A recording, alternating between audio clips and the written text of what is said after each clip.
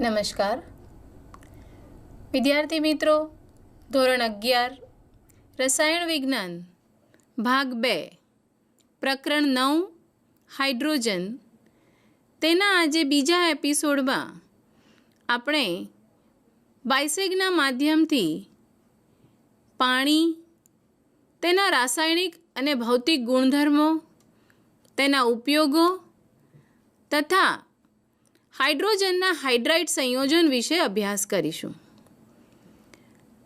વિદ્યાર્થીઓ, પ્રકરણ 2માં આપણે ભણ્યા હતા કે આલ્કલી તત્વો અને આલ્કલાઇન અર્થ તત્વો અને તેના ઉપરથી આવર્ત કોષ્ટકમાં આપણે હાઇડ્રોજનના સ્થાન વિશે જાણ્યું હતું. આ જ પ્રકરણના ભાગ 1માં આપણે હાઇડ્રોજનનું આવર્ત કોષ્ટકમાં સ્થાન ક્યાં છે તેનો અભ્યાસ કર્યો હતો. તો આજે આપણે ભાગ 2માં હાઇડ્રાઇડ સંયોજનો વિશે સમજતા પહેલાં થોડુંક પુનરાવર્તન કરી જઈશું કે આપણે ભાગ 2માં શું ભણ્યા હતા. ભાગ 1માં આપણે ડાયહાઇડ્રોજનનો ઉપયોગો, તેનું લેબોરેટરીમાં અને ઔદ્યોગિક રીતે ઉત્પાદન તેના વિશે અભ્યાસ કર્યો હતો. વિદ્યાર્થીઓ, આપ સૌને યાદ જ હશે, લેબોરેટરીમાં આપણે ડાયહાઇડ્રોજનની પ્રક્રિયા શેની સાથે કરીને ઉત્પન્ન કરી શકીએ છીએ? ખૂબ સરસ. ડાયહાઇડ્રોજન લેબોરેટરીમાં મેળવવા માટે આપણે ખૂબ જ નાનપણથી ભણતા આવ્યા છીએ કે મેટલની એટલે કે ઝિંક, સોડિયમ, કોઈપણ પ્રકારની મેટલની જ્યારે એસિડ સાથે HCl અથવા H2SO4 સાથે પ્રક્રિયા કરવામાં આવે છે ત્યારે ડાયહાઇડ્રોજન ગેસ ઉત્પન્ન થાય છે. તે ઉપરાંત ઉભયધર્મી મેટલ, ઉભયધર્મી ધાતુ એટલે કે એલ્યુમિનિયમ, ટીન, લીડ, ઝિંક વગેરે જેવી ધાતુની જ્યારે આપણે આલ્કલી એટલે કે NaOH સાથે પ્રક્રિયા કરીએ ત્યારે પણ આપણે લેબોરેટરીમાં ડાયહાઇડ્રોજન ગેસ મેળવી શકીએ છીએ. પરંતુ ઔદ્યોગિક ઉત્પાદનમાં ડાયહાઇડ્રોજન ગેસનું ખૂબ જ મોટા પ્રમાણમાં ઉત્પાદન જરૂરી હોવાથી આપણે ઔદ્યોગિક રીતે ડાયહાઇડ્રોજન ગેસ 2 પ્રકારે ઉત્પન્ન કરી શકીએ છીએ. નંબર 1, બહુ જ ખૂબ જ જાણીતી પ્રક્રિયા છે જે આપણે જાણીએ છીએ, ઇલેક્ટ્રોલિસિસ એટલે કે વિદ્યુત વિભાજન. પાણીનું વિદ્યુત વિભાજન કરી આપણે ડાયહાઇડ્રોજન અને ડાયઓક્સિજન તેના કેથોડ અને એનોડ ધ્રુવ ઉપર છૂટા પાડી શકીએ છીએ. તે ઉપરાંત જો આપણે 99.95% જેટલો શુદ્ધ ડાયહાઇડ્રોજન એટલે કે મહત્તમ શુદ્ધતાવાળો ડાયહાઇડ્રોજન જો આપણે મેળવવો હોય તો આપણે બેરિયમ હાઇડ્રોક્સાઇડ BaOH2નું ઇલેક્ટ્રોલિસિસ એટલે કે વિદ્યુત વિભાજન કરીએ અને આપણને તેનાથી ડાયહાઇડ્રોજન મળે છે. તો પ્રકરણ 9ના ભાગ 1માં આપણે ડાયહાઇડ્રોજનની ઉપયોગિતા વિશે ભણ્યા હતા, સમજ્યા હતા. ત્યારે વિદ્યાર્થીઓ, તમને સ્વાધ્યાયમાં અમુક પ્રશ્ન પૂછવામાં આવ્યા હતા. જરૂરથી તમે એનો ઉત્તર આપવાનો પ્રયત્ન કર્યો જ હશે. જરૂરથી તમે એના વિશે અભ્યાસ કેળવ્યો હશે. આજે ફરી એક વખત એ પ્રશ્નનું થોડુંક પુનરાવર્તન કરી આપણે આજના ભાગ 2માં હાઇડ્રાઇડ સંયોજનો વિશે સમજવાનો પ્રયત્ન કરીશું. તો વિદ્યાર્થીઓ, તમને પ્રશ્ન પૂછવામાં આવ્યો હતો કે પરમાણ્વીય હાઇડ્રોજન જ્યોત એટલે કે મશાલ, પરમાણ્વીય હાઇડ્રોજન મશાલ કાપવાના તથા વેલ્ડિંગના કામમાં કેવી રીતે ઉપયોગી છે તે સમજાવો. આપ સૌ જાણો જ છો કે વેલ્ડિંગના કાર્યમાં કોઈ પણ જગ્યાએ તમે વેલ્ડિંગ થતું તો જોયું જ હશે. જોયું છે ને? બરાબર છે. ઘરની અંદર જાળી, ગ્રીલ કે કોઈ પણ વ્હીકલના સ્પેર પાર્ટ્સમાં જ્યારે વેલ્ડિંગ કરવામાં આવે છે ત્યારે ઓક્સી એસિટિલિન ફ્લેમનો ઉપયોગ કરવામાં આવે છે. તો આ જ પ્રશ્નનો જવાબ હવે આપણે અહીં સમજવાનો પ્રયત્ન કરીશું. ડાયહાઇડ્રોજનની બંધ વિયોજન એન્થાલ્પી એટલે કે HH બંધ વિયોજન એન્થાલ્પી બીજા તત્વના બે પરમાણુ વચ્ચેના એકલ બંધ માટે ઉચ્ચ હોય છે. એનો મતલબ એવો થયો વિદ્યાર્થીઓ કે ડાયહાઇડ્રોજન બંધની જે બંધ વિયોજન એન્થાલ્પી છે તે બીજા તત્વ કરતાં વધારે ઊંચી હોય છે અને જેના કારણે તાપમાન આપણે 4000 કેલ્વિન સુધી મેળવી શકીએ છીએ. અને આટલું ઊંચું તાપમાન મળતા આપણે ડાયહાઇડ્રોજનનો ઉપયોગ પરમાણ્વીય ટોર્ચમાં કરીએ છીએ. તો આ પ્રશ્નનો જવાબ આપ સમજી ચૂક્યા હશો વિદ્યાર્થીઓ. આ સાથે આપણે હવે આજના પ્રકરણનો અભ્યાસ શરૂ કરીશું. આજના ભાગમાં આપણે સમજવાનું છે હાઇડ્રાઇડ સંયોજનો. વિદ્યાર્થીઓ, હાઇડ્રાઇડ એટલે કે કોઈ પણ ધાતુની ડાયહાઇડ્રોજન સાથેની પ્રક્રિયા થવાથી મળતા સંયોજનને હાઇડ્રાઇડ સંયોજનો કહેવામાં આવે છે. જેમ કે આપણે ગ્રુપ 1 આલ્કલી તત્વ, આલ્કલાઇન અર્થ તત્વો, એનો લિથિયમ, સોડિયમ, પોટાશિયમ. તો લિથિયમનું જ્યારે ડાયહાઇડ્રોજન સાથે પ્રક્રિયા થાય ત્યારે લિથિયમ હાઇડ્રાઇડ બને છે. તે જ રીતે સોડિયમની હાઇડ્રોજન સાથેની પ્રક્રિયાથી સોડિયમ હાઇડ્રાઇડ બને છે.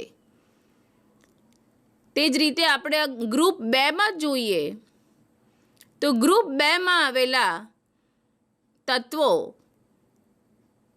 જેની beryllium hydride, magnesium hydride, aluminium hydride, જેને આપણે હાઇડ્રાઇડ તરીકે ઓળખીએ છીએ.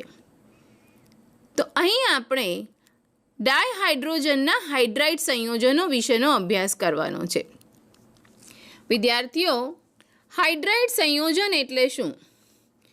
ડાયહાઇડ્રોજન માત્ર નોબલ ગેસ સિવાય, નોબલ ગેસ એટલે આપ સૌ જાણો છો ગ્રુપ 18 એલિમેન્ટ, ગ્રુપ 18ના તત્વો જેને આપણે નોબલ ગેસ અથવા તો રેર ગેસ તરીકે ઓળખીએ છીએ.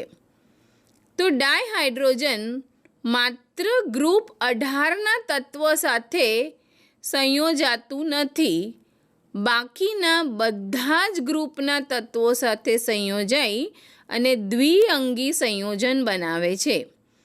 એટલે કે ડાયહાઇડ્રોજન ગ્રુપ 1થી ગ્રુપ 17 સુધીના દરેક પ્રકારના સંયોજનોની સાથે તત્વો સાથે સંયોજાય છે અને સંયોજન બનાવે છે, જેને આપણે હાઇડ્રાઇડ સંયોજન તરીકે અથવા તો હાઇડ્રાઇડ તરીકે ઓળખીએ છીએ.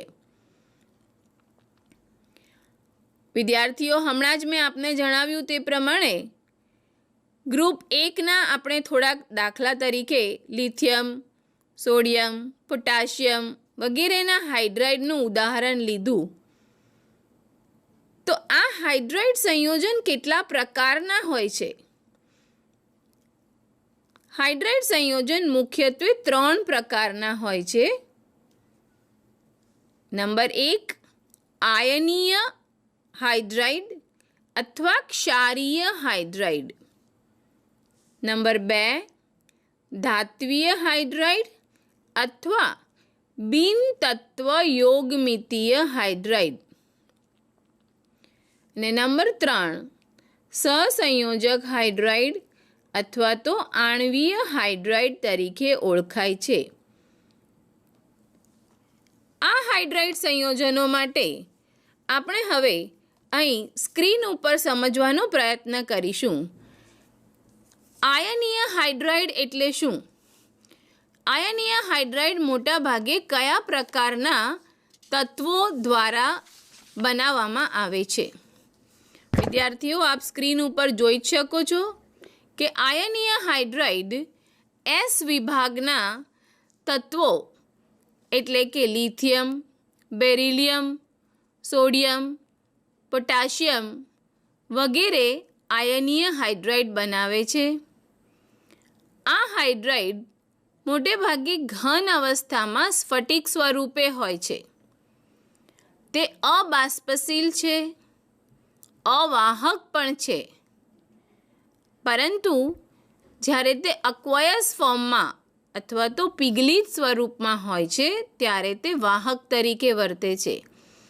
તો મુખ્યત્વે વિદ્યાર્થીઓ, આયનીય હાઇડ્રાઇડનું જો તફાવત આપણે જોઈએ તો આ હાઇડ્રાઇડ એસ વિભાગના તત્વોના દ્વારા ડાયહાઇડ્રોજનની પ્રક્રિયાથી બને છે.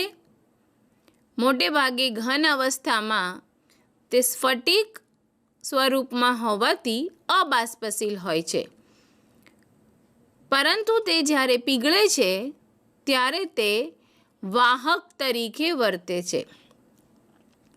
અને આયનીય હાઇડ્રાઇડ વિદ્યુત વિભાજનની પ્રક્રિયા દરમિયાન ડાયહાઇડ્રોજન એનોડ ઉપર એકત્રિત થાય છે.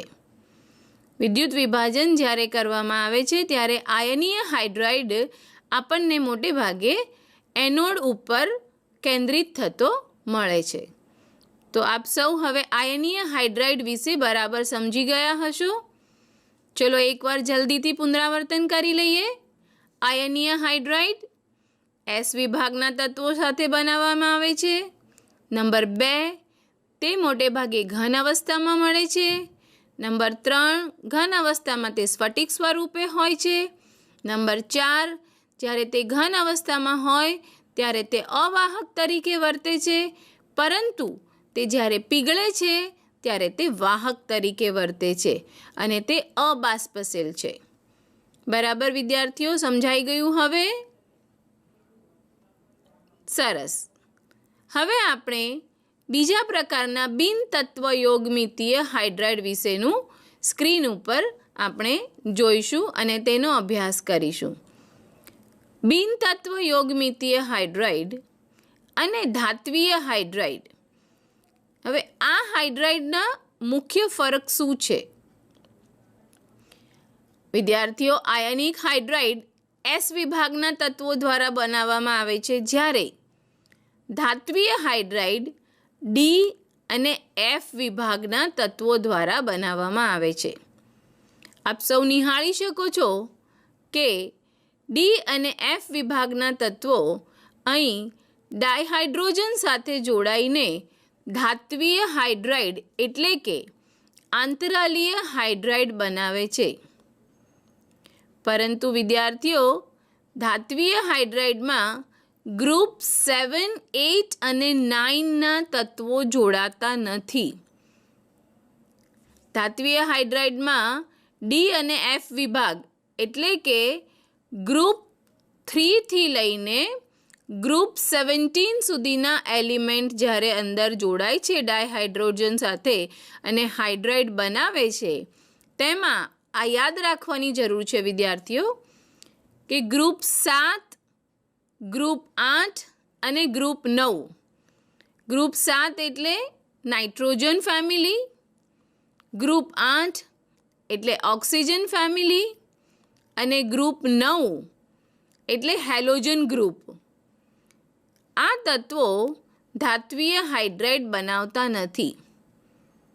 એનું કારણ શું હશે વિદ્યાર્થીઓ? આપ જાણવાનો પ્રયત્ન કરશો. કારણ કે હેલોજન ગ્રુપના તત્વો હાઈલી નેગેટિવ હોય છે અને આપણે સૌ જાણીએ જ છીએ કે HH બંધ એટલે કે હાઇડ્રોજન બંધ માત્ર નાઇટ્રોજન, ઓક્સિજન અને ફ્લોરિન સાથે સંયોજાય છે જ્યારે હાઇડ્રોજન ત્યારે જ બનાવે છે. માટે ધાત્વીય હાઇડ્રાઇડમાં ગ્રુપ નંબર 7, 8 અને 9ના તત્વો જોડાતા નથી.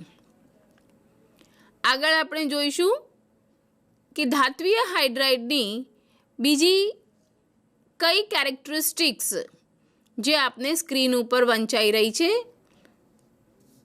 ધાત્વીય હાઇડ્રાઇડ મુખ્યત્વે બિનતત્વયોગમિતીય સંયોજન જ બનાવે છે. બિનતત્વયોગમિતીય સંયોજનનો અર્થ થાય છે સ્ટોઇકિયોમેટ્રી. તેની સ્ટોઇકિયોમેટ્રી ચેન્જ થતી નથી, બદલાતી નથી. નંબર 2, ધાત્વીય હાઇડ્રાઇડ ઉષ્મા અને વિદ્યુતના વાહક છે. તેની વાહકતા તેના જનીન ધાતુ જેટલી કાર્યક્ષમ નથી. એનો મતલબ કે જો આપણે પેલેડિયમ હાઇડ્રાઇડ કે ક્રોમિયમ હાઇડ્રાઇડ લઈએ તો એ જેટલા વાહક છે તેના કરતાં તેમના પેરેન્ટ કે જેમાંથી એ હાઇડ્રાઇડ બન્યા છે તે તેનાથી વધુ વાહક છે તેમ આપણે સમજી શકીએ. એટલે કે ધાત્વીય હાઇડ્રાઇડ તેના પેરેન્ટ એટમ કરતાં ઓછા વાહક હોય છે. આ વસ્તુ અહીં આપણે યાદ રાખવાની જરૂર છે. ત્યારબાદ એની ત્રીજી કેરેક્ટરિસ્ટિક્સ આપણે સમજશું. ધાત્વીય હાઇડ્રાઇડની ત્રીજી કેરેક્ટરિસ્ટિક્સ આપ વાંચી શકો છો કે તેમાં નિશ્ચિત સંરચનાનો નિયમ પળાતો નથી.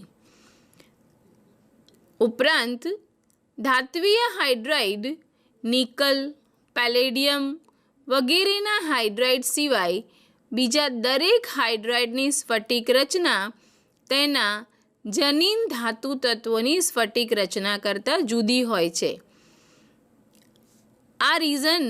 આ કારણ પણ આપણે આગળ સમજ્યા તે પ્રમાણે તેની સ્ફટિક રચના તેના પેરેન્ટ એટમ કરતાં અલગ પડે છે. જે રીતે તેની વાહકતા પણ તેના પેરેન્ટ એટમ કરતાં અલગ પડે છે. આ વસ્તુ ઉપરથી આપ સમજી શકતા હશો કે પેરેન્ટ એટમ અને તેના હાઇડ્રાઇડમાં કેટલો ફરક હોય છે. દરેક સંયોજન પોતપોતાના ગુણધર્મો અલગ અલગ રાખે છે અને અલગ અલગ હોય છે. આપણે આગળની નંબર 5 ઉપર આપણે જોઈશું કે ધાત્વીય તત્વો સંક્રાંતિ ધાતુઓ પર હાઇડ્રોજનનું અધિશોષણ થવાથી રિડક્શન અથવા તો હાઇડ્રોજનીકરણ દ્વારા સંયોજનની માત્રા પણ વધુ હોય છે. ઉપરાંત તે ઉર્જાના સ્ત્રોત તરીકે પણ ઉપયોગી છે. એટલે કે ધાત્વીય તત્વો ઉર્જાના સ્ત્રોત તરીકે વાપરવામાં આવે છે, ઉર્જાના સ્ત્રોત તરીકે ઉપયોગી છે. આપણે આ બાજુ આયનીય હાઇડ્રાઇડની વાત કરીએ તો આયનીય હાઇડ્રાઇડ પાણી સાથે વિસ્ફોટક પ્રક્રિયા કરીને ડાયહાઇડ્રોજન વાયુ ઉત્પન્ન કરે છે. આયનીય હાઇડ્રાઇડની એન્થાલ્પી તથા તેની ઘનતા ખૂબ જ વધારે હોય છે. આયનીય હાઇડ્રાઇડ પાણી, ઇથેનોલ અને એમોનિયા સાથે પણ ઝડપથી દહન પામે છે. આયનીય હાઇડ્રાઇડ ખુદ એક સારા રિડક્શન કર્તા તરીકે વર્તે છે. એનો મતલબ તમે ડિફરન્સ જ્યારે સમજી શકો છો કે આયનીય હાઇડ્રાઇડ જે છે તે કઈ રીતે સારા રિડક્શન કર્તા તરીકે વર્તે છે. ત્યારબાદ નંબર 3 સહસંયોજક અથવા તો આણ્વીય હાઇડ્રાઇડ. વિદ્યાર્થીઓ, આપણે જે હાઇડ્રાઇડ સમજ્યા તેમાં સૌ પ્રથમ આપણે આયનીય હાઇડ્રાઇડ એ હાઇડ્રાઇડમાં આપણે સમજ્યા હતા કે તેમાં S બ્લોકના તત્વો આવે છે. ધાત્વીય હાઇડ્રાઇડમાં આપણે સમજ્યા કે પી બ્લોકના તત્વો આવશે અને સહસંયોજક હાઇડ્રાઇડમાં આપણે સમજ્યા કે જેમાં ડી અને એફ બ્લોકના તત્વો આવે છે. તો હવે આપણે અહીં સહસંયોજક અથવા આણ્વીય હાઇડ્રાઇડ વિશે સ્ક્રીન ઉપર સમજવાનો પ્રયત્ન કરીએ. સહસંયોજક અથવા આણ્વીય હાઇડ્રાઇડ પી વિભાગના તત્વો મોટે ભાગે બનાવે છે, જે આપણે જોઈ શકીએ છીએ, જેમ કે CH4, NH3, HF, H2O વગેરે. આ હાઇડ્રાઇડ બાષ્પશીલ સંયોજન છે. આ હાઇડ્રાઇડની ઇલેક્ટ્રોનની સાપેક્ષ સંખ્યા તથા બંધની સાપેક્ષ સંખ્યા પ્રમાણે 3 વિભાગમાં વિભાજિત કરવામાં આવે છે. આપણે અહીંયા સમજીએ વિદ્યાર્થીઓ કે ઇલેક્ટ્રોનની આણ્વીય હાઇડ્રાઇડ જે છે કે જે મોટે ભાગે પી વિભાગના તત્વો પી બ્લોક એલિમેન્ટ્સ આપે છે. આ આણ્વીય હાઇડ્રાઇડ મુખ્યત્વે 3 પ્રકારમાં વિભાજિત કરી શકાય છે. નંબર 1 ઇલેક્ટ્રોન ઉણપવાળા હાઇડ્રાઇડ, નંબર 2 ઇલેક્ટ્રોન ધનિક હાઇડ્રાઇડ અને નંબર 3 ઇલેક્ટ્રોન પરિશુદ્ધ હાઇડ્રાઇડ. આ હાઇડ્રાઇડનું વર્ગીકરણ લુઈસ બંધારણમાં રહેલ ઇલેક્ટ્રોનની સાપેક્ષ સંખ્યા તથા બંધની સાપેક્ષ સંખ્યા મુજબ કરવામાં આવેલ છે. તો આ હાઇડ્રાઇડને આપણે ઇલેક્ટ્રોન ઉણપ એટલે આપ સમજી શકો છો કે જેમાં ઇલેક્ટ્રોનની સંખ્યા ઓછી છે. ઇલેક્ટ્રોન ધનિક એનો મતલબ થાય છે જેમાં ઇલેક્ટ્રોનની સંખ્યા વધારે છે, અને ઇલેક્ટ્રોન પરિશુદ્ધ એટલે કે જેમાં ઇલેક્ટ્રોનની સંખ્યા બરાબર છે એટલે કે ઇક્વલ છે. વિદ્યાર્થીઓ, તમે લુઈસ બંધારણ પ્રકરણ નંબર 1માં ભણી ગયા છો. તો એના આધારે આણ્વીય હાઇડ્રાઇડનું વર્ગીકરણ કરવામાં આવે છે, જે આપણે સ્ક્રીન ઉપર જોઈ શકીએ છીએ. આણ્વીય હાઇડ્રાઇડ મોટે ભાગે CH4, NH3 એટલે કે કાર્બન CH4 જો આપણે સમજવાનો પ્રયત્ન કરીએ તો CH4નું અહીં આપણે સ્ટ્રક્ચર સમજવાનો પ્રયત્ન કરીશું.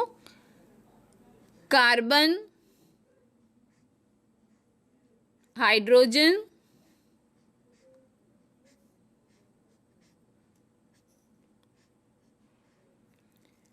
કાર્બનને પાસે 4 ઇલેક્ટ્રોન જે તેની વેલેન્સ ઇલેક્ટ્રોન તરીકે ઓળખાય છે, તે ઇલેક્ટ્રોન અહીં હાઇડ્રોજનના 1 ઇલેક્ટ્રોન સાથે સંતુષ્ટ પામેલ છે.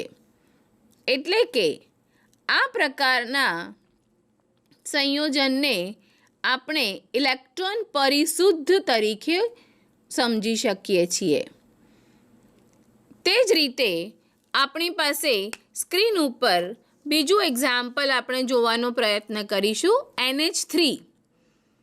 આપ સૌ જાણો છો તે પ્રમાણે નાઇટ્રોજન પાસે વેલેન્સ ઇલેક્ટ્રોન છે 5 અને 3 હાઇડ્રોજન સાથે સંકળાતા તેની પાસે 1 લોન પેર ઇલેક્ટ્રોન પડ્યા રહે છે, જેને આપણે કહીએ છીએ ઇલેક્ટ્રોન ઉણપવાળા હાઇડ્રાઇડ. વિદ્યાર્થીઓ, સ્ક્રીન ઉપર આપને દેખાય છે તે પ્રમાણે ડાયહાઇડ્રોજનના પ્રકારમાં પી બ્લોક એલિમેન્ટ આપણને આ પ્રકારના આણ્વીય ઇલેક્ટ્રોન ધનિક, ઇલેક્ટ્રોન ઉણપવાળા તેમજ ઇલેક્ટ્રોન પરિશુદ્ધ હાઇડ્રાઇડ આપે છે, જે આપને સ્ક્રીન ઉપર આપ જુઓ છો. વિદ્યાર્થીઓ, આ પ્રકારના હાઇડ્રાઇડમાં આપણે જો સમજવાનો પ્રયત્ન કરીએ તો ઇલેક્ટ્રોન ઉણપવાળામાં લુઈસ બંધારણમાં ઇલેક્ટ્રોનની અપૂરતી સંખ્યા જેમાં મોટે ભાગે ગ્રુપ 13 સમૂહ 13ના તત્વો આ પ્રકારના સંયોજન બનાવે છે અને તે લૂઈસ એસિડ તરીકે વર્તે છે. ગ્રુપ 13ના તત્વો જેમાં આપણે એલ્યુમિનિયમ B2H6 એક્ઝામ્પલ આપ્યું છે તે લૂઈસ એસિડ તરીકે વર્તે છે. આણ્વીય હાઇડ્રાઇડનો બીજો પ્રકાર છે ઇલેક્ટ્રોન ધનિક. હમણાં જ આપણે વાત કરી તે પ્રમાણે NH3 જેની પાસે એક લોન પેર ઇલેક્ટ્રોન જેને આપણે અબંધકારક ઇલેક્ટ્રોન યુગ્મ તરીકે ઓળખીએ છીએ. ઇલેક્ટ્રોન ધનિક આણ્વીય હાઇડ્રાઇડમાં લૂઈસ બંધારણમાં ઇલેક્ટ્રોન વધારે હોય છે જેને આપણે અબંધકારક ઇલેક્ટ્રોન યુગ્મ તરીકે દર્શાવીએ છીએ. તેથી ઇલેક્ટ્રોન ધનિક આણ્વીય હાઇડ્રાઇડ લૂઈસ બેઝ તરીકે વર્તે છે, એટલે કે ઇલેક્ટ્રોન દાતા તરીકે વર્તે છે. તો ઇલેક્ટ્રોન ઉણપ અને ઇલેક્ટ્રોન ધનિક વચ્ચેનો તફાવત: ઇલેક્ટ્રોન ઉણપ ઇલેક્ટ્રોનની સંખ્યા અપૂરતી, ઇલેક્ટ્રોન ધનિક ઇલેક્ટ્રોનની સંખ્યા વધારે. ઇલેક્ટ્રોન ઉણપ લૂઈસ એસિડ, જ્યારે ઇલેક્ટ્રોન ધનિક લૂઈસ બેઝ. ઇલેક્ટ્રોન ઉણપ મુખ્યત્વે સમૂહ 13ના સંયોજનો આ પ્રકારના હોય છે, જ્યારે ઇલેક્ટ્રોન ધનિકમાં અબંધકારક ઇલેક્ટ્રોન યુગ્મ રહે છે. ત્રીજા પ્રકારનું આણ્વીય હાઇડ્રાઇડ ઇલેક્ટ્રોન પરિશુદ્ધ. વિદ્યાર્થીઓ, હમણાં જ આપને અહીં સમચતુષ્ફલક આકારનું CH4 દોરીને બતાવ્યું. તેના ઉપરથી આપને ખ્યાલ આવ્યો હશે કે અહીં CH4 જેની આકાર સમચતુષ્ફલકીય છે અને તેની પાસે એક પણ ઇલેક્ટ્રોન રહેતા નથી. તેથી તે ઇલેક્ટ્રોન પરિશુદ્ધ તરીકે ઓળખાય છે. આપણે નાઇટ્રોજન વિશે સમજવાનો પ્રયત્ન કરીએ. NH3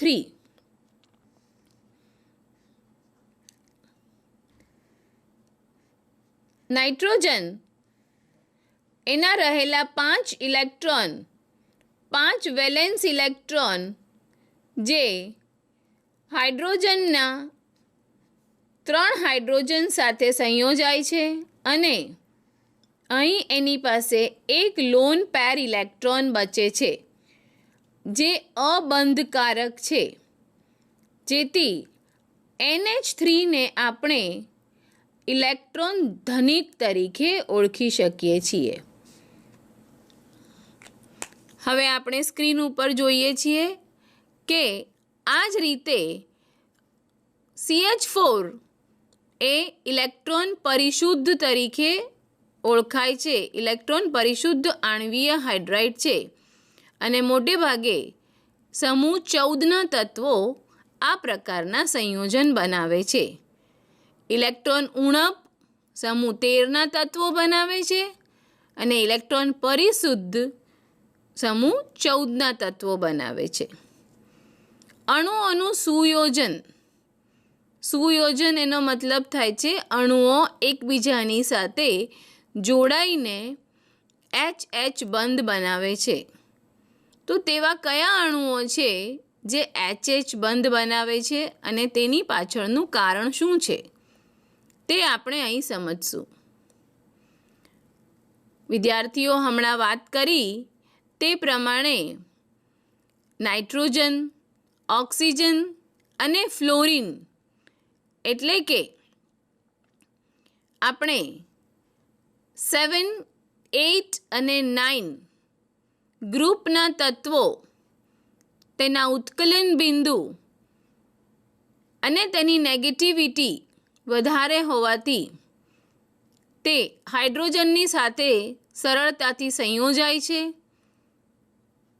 અને HH બંધ એટલે કે હાઇડ્રોજન બંધ બનાવે છે. આ બંધને આપણે ખૂબ જ ઉપયોગી છે આપણા જીવનમાં. હાઇડ્રોજન બંધના કારણે પાણીનું બાષ્પીભવન શક્ય બને છે, ભીના કપડાં સુકાય છે, ઉપરાંત પાણીનું વરાળમાં રૂપાંતર થવાનું કારણ પણ આ એચ બંધ છે. તો હવે આપણે સ્ક્રીન ઉપરથી એને જોવાનો પ્રયત્ન કરીશું, સમજવાનો પ્રયત્ન કરીશું કે અણુઓનું સુયોજન કેવી રીતે થાય છે. નાઇટ્રોજન, ઓક્સિજન અને ફ્લોરિનના હાઇડ્રાઇડના ઉત્કલન બિંદુ તે સમૂહના અન્ય સભ્યોના હાઇડ્રાઇડના ઉત્કલન બિંદુ કરતાં નીચા હોય છે. આ એનું પહેલું કારણ છે. બીજું કારણ તેનું એ છે કે નાઇટ્રોજન, ઓક્સિજન અને ફ્લોરિન એ વધુ વિદ્યુતમય પરમાણુઓ પર રહેલા અબંધકારક ઇલેક્ટ્રોન યુગ્મ અણુ વચ્ચે હાઇડ્રોજન બંધ બનાવે છે. અને નંબર 3, તેથી જ NH3, H2O અને HFના આણ્વીય દળના કારણે તેની હાઇડ્રોજન બંધ બનાવવાની ક્ષમતા વધુ હોય છે. તો આ ઉપરથી આપણે સમજી શકીએ છીએ કે હાઇડ્રોજન બંધ બનાવવાની ક્ષમતા કેમ માત્ર 7, 8 અને 9 ગ્રુપના તત્વોની જ રહેલી છે. હવે અહીં આપણે એક પ્રશ્ન સમજવાનો પ્રયત્ન કરીશું. વિદ્યાર્થીઓ, ફોસ્ફરસનો ઓક્સિડેશન અવસ્થા +3 અને +5 હોવા છતાં પણ ફોસ્ફરસ PH4 સંયોજન બનાવી શકે છે? હા અથવા ના? ચલો વિચારો જોઈ થોડી વાર. આના વિશે તમે શું જવાબ આપી શકશો? ફોસ્ફરસ PH5 સંયોજન બનાવી શકશે?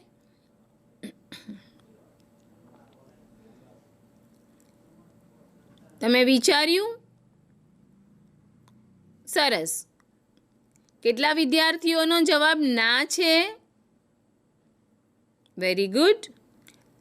ના કેમ પાડો છો તમે? કયા કારણસર ફોસ્ફરસ PH5 નહીં બનાવી શકે સંયોજન?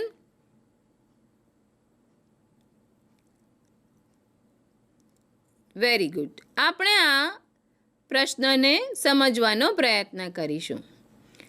તમારી વાત એકદમ સાચી છે. ફોસ્ફરસની પાસે +3 અને +5 ઓક્સિડેશન અવસ્થા હોવા છતાં તે PH5 સંયોજન બનાવી શકતો નથી, કારણ કે ડાયહાઇડ્રોજનની ઇલેક્ટ્રોન ગેઇન એન્થાલ્પી અને ઉષ્માવાહક એન્થાલ્પીના મૂલ્ય ઊંચા હોય છે. તેની ઇલેક્ટ્રોન ગેઇન એન્થાલ્પી અને વાહક એન્થાલ્પી વધુ હોવાથી ફોસ્ફરસ PH5 સંયોજન બનાવતો નથી. હવે વિદ્યાર્થીઓ, આપણે સમજીશું ડાયહાઇડ્રોજન, જે આપણા જીવનમાં ખૂબ જ અગત્યનું છે તેવું કમ્પાઉન્ડ વોટર, એટલે કે H2O. શું પાણી વગર ચાલી શકશે? પાણી આપણા જીવનનું ખૂબ જ અગત્યનું મહામૂલ્ય પદાર્થ છે. આપણે સૌ જાણીએ છીએ તે પ્રમાણે પાણી વગરનું જીવન સજીવનું અશક્ય છે. જો પૃથ્વીની વાત કરીએ તો પૃથ્વીનો 70% ભાગ, એટલે કે 3/4 ભાગમાં પાણી આવેલું છે તેવું આપણે સૌ જાણીએ છીએ.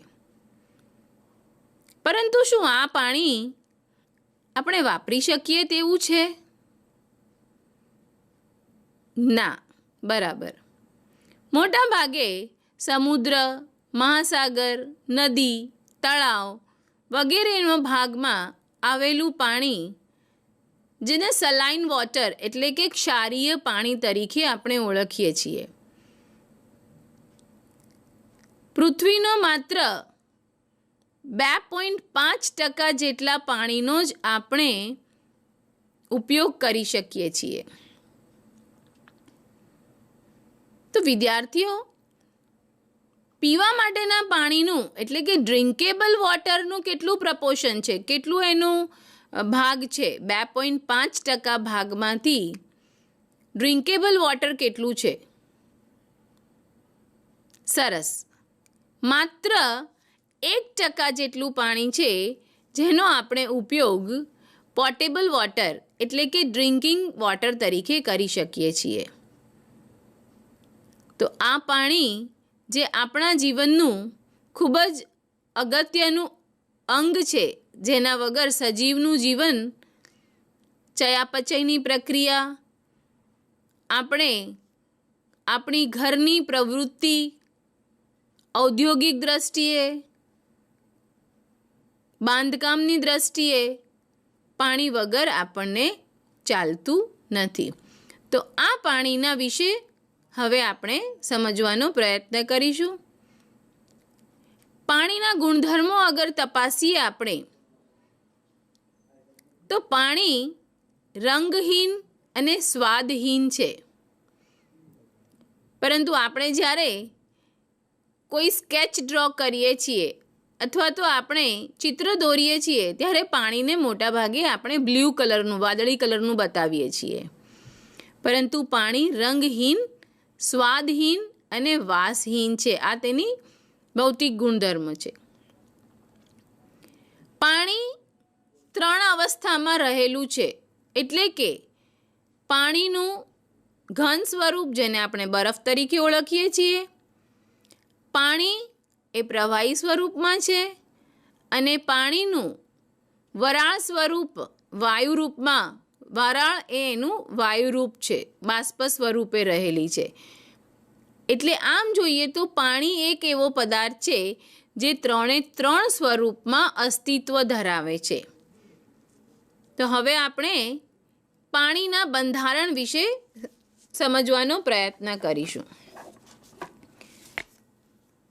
અહીં આપણે સ્ક્રીન ઉપર જોઈએ કે પાણી વાયુ અવસ્થામાં કોણીય આકાર ધરાવે છે, જેમાં ઓક્સિજનનો 1 અણુ હાઇડ્રોજનના 2 અણુ સાથે સંયોજાય છે અને આપણને કોણીય આકાર મળે છે, જેમાં OH બોન્ડ એંગલ 104.5 ડિગ્રી છે, જ્યારે OH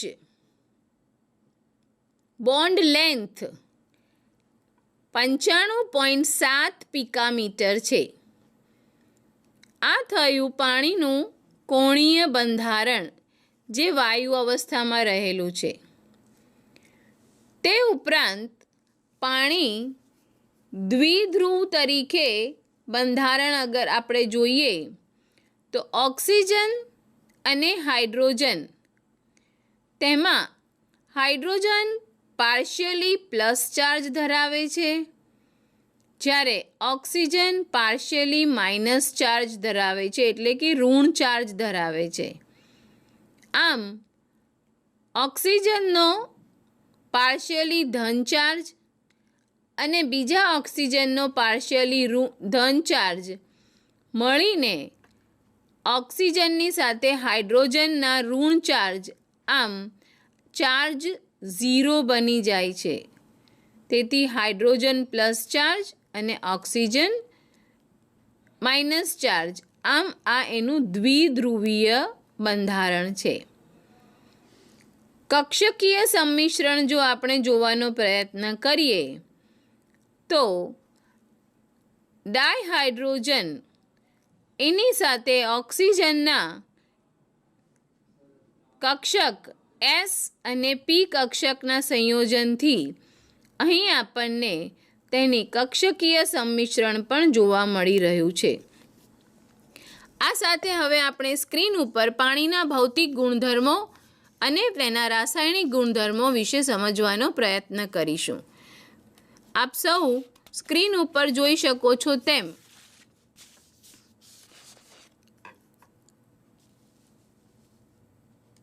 પાણી એ આપણા માટે ખૂબ જ અગત્યનું છે. આપને સ્ક્રીન ઉપર દેખાય છે કે પાણીની સાથે આપણે દરેક પ્રક્રિયામાં એ અગત્યનું સંયોજન હોવાથી તેને આપણે યુનિવર્સલ સોલ્વન્ટ તરીકે એટલે કે દ્રાવક તરીકે ઓળખીએ છીએ. તેમાં મોટાભાગના બધા જ પદાર્થ દ્રાવ્ય હોય છે, તેથી તેને યુનિવર્સલ સોલ્વન્ટ કહેવામાં આવે છે. સજીવને જીવિત રહેવા માટે પાણી અગત્યનું છે. તેમાં કાર્બનિક અને અકાર્બનિક દરેક પદાર્થ દ્રાવ્ય રહેલા છે. આપણે અહીં જોઈ શકીએ છીએ કે શરીરનો મુખ્ય ભાગ એટલે કે 65% જેટલું મનુષ્યના શરીરમાં પાણી રહેલું છે, જ્યારે વનસ્પતિમાં મુખ્યત્વે 95% જેટલા ભાગમાં પાણી રહેલું છે. આ વર્ગના અન્ય તત્વોના હાઇડ્રાઇડની કમ્પેરિઝનમાં જો આપણે જોઈએ તો પાણીનું ઠાર બિંદુ, ઉત્કલન બિંદુ, બાષ્પન ઉષ્મા તથા ગલન ઉષ્મા ખૂબ જ ઊંચી હોય છે અને અન્ય પ્રવાહી સાથેની સરખામણી કરતાં પાણીની વિશિષ્ટ ઉષ્મા વાહકતા, પૃષ્ઠતાણ, દ્વિધ્રુવ ચાકમાત્રા અને ડાઇલેક્ટ્રિક અચળાંકના મૂલ્ય પણ ખૂબ જ ઊંચા હોય છે. તો પાણીની અગત્યતા શું છે? તે આપણા શરીર માટે કેમ સૌથી વધારે અગત્યનું છે? તો એનું પહેલું કારણ અહીં આપણને દેખાય છે તેમ પાણીની બાષ્પન ઉષ્મા અને ઉષ્માધારિતા ઊંચી હોવાથી, વધારે હોવાથી તે સજીવના શરીરનું તાપમાન વાતાવરણના સામાન્ય તાપમાન સાથે સંતુલન જાળવી શકે છે. આપ સૌએ મહેસૂસ કર્યું હશે કે જ્યારે ઉનાળામાં બહાર તાપમાનમાં ખૂબ જ ગરમી હોય છે, ત્યારે આપણું શરીર એ રીતે ઠંડુ રહેવા પ્રયત્ન કરે છે અને જ્યારે શિયાળામાં બહારના તાપમાનમાં ખૂબ જ ઠંડી હોય છે, ત્યારે આપણું શરીર ગરમ રહેવાનો પ્રયત્ન કરે છે. આ રીતે આપણું લોહી એટલે કે મનુષ્ય જે છે તે ગરમ લોહીવાળા કહેવાય છે. જે પ્રાણીઓ ચોમાસા દરમિયાન જ માત્ર જમીનમાંથી બહાર આવે છે, જેમ કે દેડકો, તેને આપણે ઠંડા લોહીના પ્રાણી તરીકે ઓળખીએ છીએ. એટલે કે પાણી આપણા શરીરનું વાતાવરણ સાથે તાલમેલ, સંતુલન જાળવી રાખે છે. પાણીને અગત્યતાનું બીજું કારણ વનસ્પતિ અને પ્રાણીની અંદર ચયાપચયની ક્રિયા માટે ઉપરાંત આયન અને અણુના પરિવહન માટે પણ પાણી એક ખૂબ જ ઇમ્પોર્ટન્ટ અગત્યનું દ્રાવક છે. નંબર 3, આલ્કોહોલ અને કાર્બોહાઈડ્રેટ જેવા સહસંયોજક સંયોજનો પણ પાણીમાં દ્રાવ્ય છે. હમણાં જ મેં આપને જણાવ્યું વિદ્યાર્થીઓ તે પ્રમાણે પાણી એક યુનિવર્સલ સોલ્વન્ટ છે, એટલે કે તેમાં આયનીય, ધાત્વીય દરેક પ્રકારના દ્રાવ્ય પદાર્થ થઈ જાય છે. તેથી તેને દ્રાવક, ખૂબ જ સારું દ્રાવક તરીકે ઓળખીએ છીએ અને આ કારણ પાણીના ઇમ્પોર્ટન્ટ માટે ખૂબ જ જરૂરી છે, ખૂબ જ મહત્ત્વનું છે. નંબર 4, શિયાળામાં નદી અને તળાવની સપાટી પર બરફનો થર જામી ગયેલો તો તમે જોયો જ હશે, જોયો છે ને? તો આપ સૌ એ પણ જાણતા જ હશો કે નદી તળાવની અંદર ઘણી બધી વનસ્પતિ, ઘણા બધા પ્રાણીઓ રહેલા છે. તો શું જ્યારે બરફ જામી જાય ત્યારે એની અંદર રહેલા પ્રાણીઓ મરી જતા હશે? તેઓ શ્વાસ કેવી રીતે લેતા હશે? તો આ માટે પાણીની અગત્યતા ખૂબ જ મહત્ત્વનો ભાગ ભજવી જાય છે. તે છે HH બંધ, હાઇડ્રોજન બંધ. શિયાળામાં ભલે નદી અને તળાવની સપાટી ઉપર બરફનો થર જામી જાય, પરંતુ તેનાથી જીવસૃષ્ટિને કોઈ નુકસાન પહોંચતું નથી. તેનું કારણ શું છે કે તેનાથી ઉષ્માનું અવરોધન પેદા થાય છે. પાણીમાં નીચે રહેલી જીવસૃષ્ટિની ઉપર કોઈપણ પ્રકારનું ઉષ્મા આવન જાવન થઈ શકતી નથી અને અંદરનું વાતાવરણ, અંદરનું તાપમાન જળવાયેલું રહે છે. તેથી નીચે રહેલી જલીય જીવસૃષ્ટિ તે જીવિત રહે છે, જે આપણી ઇકો અથવા તો પર્યાવરણીય દ્રષ્ટિએ ખૂબ જ અગત્યનું છે. પાણીના ગુણધર્મો વિશે અગર આપણે અભ્યાસ કરીએ તો પાણીના રાસાયણિક ગુણધર્મો આપણે અહીંયા જોઈ શકીએ છીએ તેમ પાણી ઉભયધર્મી સ્વભાવ ધરાવે છે. ઉભયધર્મી સ્વભાવ એટલે શું વિદ્યાર્થીઓ? અહીં આપણે જોઈએ છીએ કે પાણી NH3 જે લુઈસ બેઝ છે તેની સાથે એસિડ તરીકે તથા H2S સાથે બેઝ તરીકે વર્તે છે. એટલે કે પાણી એસિડ અને બેઝ એમ બંને પ્રકારે વર્તી શકે છે. તેથી તેને ઉભયધર્મી કહેવાય છે, એટલે કે એમ્પોથેરિક નેચર ધરાવે છે. અહીં આપણે પ્રક્રિયા જોઈશું. H2O પ્લસ NH3 રિવર્સિબલ પ્રક્રિયા છે. આ NH4 પ્લસ અને OH માઇનસ બને છે. એટલે કે જ્યારે H2O NH3 સાથે પ્રક્રિયા કરે છે ત્યારે આપણે એને એસિડ તરીકે વર્તે છે તેવું કહીએ છીએ, અને H2O જ્યારે H2S સાથે પ્રક્રિયા કરે છે ત્યારે તે HS માઇનસ અને H3O પ્લસ આયન છૂટો પાડે છે. તેથી આપણે કહી શકીએ કે અહીં H2O બેઝ તરીકે વર્તે છે. આ ઉભયધર્મી સ્વભાવ છે તેને આપણે કેવી રીતે જસ્ટિફાઈ કરી શકીએ? તો તેનું જસ્ટિફિકેશન આપણને આ રિએક્શન દ્વારા મળી શકે છે. કારણ પાણી સ્વયં પ્રોટો વિભાજન પણ કરી શકે છે. એટલે કે H2O પ્લસ H2O એ બંનેની વચ્ચે બે H2O મોલેક્યુલ વચ્ચે જ્યારે બે H2Oના અણુ વચ્ચે પ્રક્રિયા થાય ત્યારે H3O પ્લસ આયન અને OH માઇનસ આયન છૂટું પડે છે, જેને આપણે સ્વયં પ્રોટો વિભાજન કહીએ છીએ. એટલે કે એસિડ અને બેઝ બંને તરીકે પાણી વર્તે છે. તો આ પ્રક્રિયા અને આ પ્રક્રિયા એકબીજાને ઉપર આધારિત છે તેવું આપણે કહી શકીએ.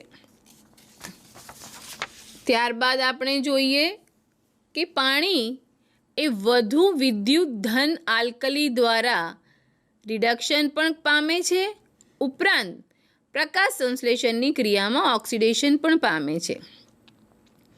એટલે કે અહીં પણ પાણી ઓક્સિડેશન અને રિડક્શન એમ બંને પ્રકારની પ્રક્રિયા કરી શકે છે.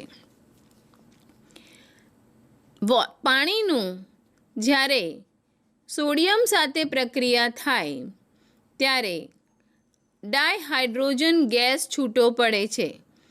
એટલે કે સોડિયમ જેનો ઓક્સિડેશન નંબર અહીં આપણે જોઈએ તો ઓક્સિડેશન નંબર એનો 0 છે. ઓક્સિડેશન સ્ટેટ અહીં 0 છે, જે અહીં +1માં વિભાજિત થાય છે. અને એ જ રીતે H2O અહીંયાથી રિડ્યુસ થઈ અને 0 ઓક્સિડેશન નંબર મળે છે. તે ઉપરથી આપણે કહી શકીએ કે અહીં આ પ્રક્રિયા એ રિડ્યુસિંગ પ્રક્રિયા છે, એટલે કે તે રિડક્શન પામે છે. જ્યારે અહીં આપણે જોઈએ પ્રકાશ સંશ્લેષણની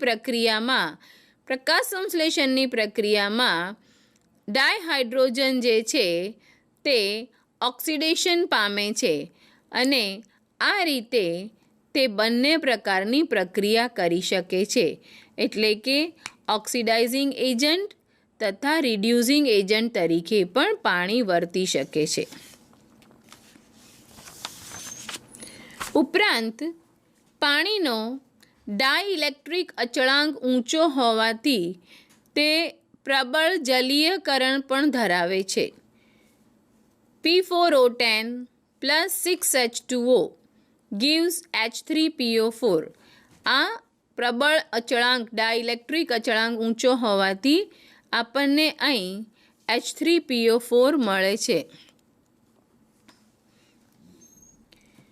જલીય દ્રાવણમાં રહેલ ક્ષારનું જળયુક્ત ક્ષાર તરીકે સ્ફટિકીકરણ પણ કરી શકાય છે અને તેનાથી આપણને 3 પ્રકારના સ્ફટિકીકરણ પાણી મળે છે, જેને આપણે કહીએ છીએ સંવર્ગ સહસંયોજિત પાણી, આંતરાલીય પાણી અને હાઇડ્રોજન બંધિત પાણી.